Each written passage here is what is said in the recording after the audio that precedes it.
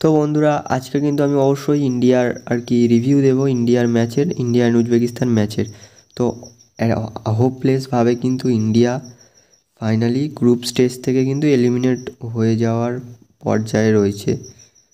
হয় ভাই সিরিয়ার সাথে এই পারফরমেন্স নিয়ে ভাই সিরিয়ার সাথে জেতা সম্ভব না বা ড্র করা সম্ভব না। সিরিয়া ভাই আমরা সিরিয়াকে মানে ইন্ডিয়ান ফ্যান্স প্লাস এমনকি আমিও সিরিয়াকে যতটা মানে দুর্বল ভেবেছিলাম, সিরিয়া ততটাও দুর্বল নয়। সিরিয়া কিন্তু নিঃসন্দেহে শক্তিশালী দল, কারণ তারা উজবেকিস্তানের এগেনস্টে ড্র বের করেছে। অস্ট্রেলিয়ার এগেনস্টে কিন্তু একটা গোল কনসিড করেছে, তাও আবার 60 মিনিট অবধি অস্ট্রেলিয়াকে আটকে রেখেছিল। তো আমরা কিন্তু যতটা সহজ ভাবছি সিরিয়া কিন্তু ততটা দুর্বল টিম নয়। তো নিঃসন্দেহে সিরিয়ার এগেনস্টে কিন্তু খেলাটা টাফ হবে, বাট এখনও হয়তো ওই 3-4% একটা হোপ বেঁচে রয়েছে যে ইন্ডিয়া নেক্সট রাউন্ডে যাবে। তো একটা হরারেবল পারফরমেন্স দেখলাম ভাই। হ্যাঁ, আমি স্বীকার করছি যে ইন্ডিয়ার পজিশন বেশি ছিল উজবেকিস্তানের থেকে। ইন্ডিয়া সেকেন্ড হাফে ভালো খেলেছে, সেটাও স্বীকার করছি। বাট এক্ষেত্রে কিন্তু ফার্স্ট হাফে যে 3টে গোল কনসিড করেছে, তো মানে বলাই চলে একটা গোল তো গিফট করেছে রাহুল বেকে। তো ভাই ওই বলটা ক্লিয়ার করলেই হয়ে যায়। ক্লিয়ার যদি লং ক্লিয়ার নাও করতে পারে, তুমি ভাই করো, তোমার পাশেই থ্রো ইন লাইন, সেখানে হালকা করে টাচ করে বল মাঠের বাইরে বার করে দাও। তুমি কি করছো ভাই, বলটা নিয়ে অপোনেন্টের পায়ে দিয়ে দিচ্ছ। এর থেকে ভাই আর মানে অপোনেন্টের প্লেয়ারের রিয়াকশান থাকবে যে ভাই এই গিফট আমি আর কীভাবে ফেলবো, এত সুন্দর গিফট দিচ্ছে, আমি গিফটটাকে নেব না। তো সেহেতুই কিন্তু গোল করে বেরিয়ে গেছে উজবেকিস্তান সেকেন্ড গোলটা।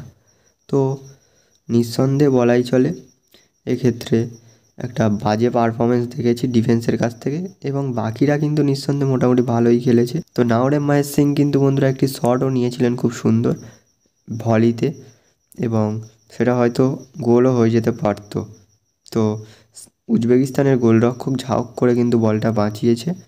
অ্যান্ড তারপরে কিন্তু রাহুল কেপির একটা দুর্দান্ত শট ছিল, সেটা কিন্তু পোস্টে লাগে। তো তাছাড়া মোটামুটি আর কোনো কিছুই হয়নি। তো এক্ষেত্রে ভালো ভালো অ্যাটাকও করেছিল ইন্ডিয়া, বাট মেন কথা ওই প্রথমে গোল কনসিড করলে তো আর কিছুই হয় না। তো আপাতত আমার মতে হয়তো রাহুল বেকে খারাপ পারফরমেন্স করছিল সেই টাইমে, ভাই চেঞ্জ করে নেওয়া দরকার ছিল, আর চেঞ্জ করে নেওয়া দরকার ছিল মানে ওইভাবে যদি খেলে। অ্যান্ড আমার মতে বন্ধুরা, ইগোস্টি ম্যাচ বলেছিল যে আমরা এই ম্যাচে 3 পয়েন্টের জন্য নামবো। ভাই 3 পয়েন্টের জন্য নামার চক্করে তো এরা ভাই 3টে গোল খেয়ে বসে রয়েছে। অ্যান্ড এবারে অনেকেই বলবে যে সে মানে একটা অজুহাত রয়েছে না, যে আমরা ট্রেনিং ক্যাম্প পাচ্ছি না, বেশি এই পাচ্ছে না, আইএসএলের জন্য ট্রেনিং ক্যাম্প পাচ্ছে না, 30 দিন ট্রেনিং ক্যাম্প করলে হবে। তো ভাই 4 বছর ধরে শুনে আসছি যে ট্রেনিং ক্যাম্প পাচ্ছে না। তিনিও জানেন যে ভাই 15 দিনের বেশি ট্রেনিং ক্যাম্প পাওয়া যাবে না, তাও তিনি ওই একটাই ক্যাসেট বাজিয়ে রেখে দিয়েছেন। ভাই সিরিয়াসলি কি বলবো। অ্যান্ড তোমরা যদি এই মানে অস্ট্রেলিয়ার সাথে যে পারফরমেন্সটা দিয়েছে, তো তার ধারের কাছেও কিন্তু আজকের ছিল না ভাই।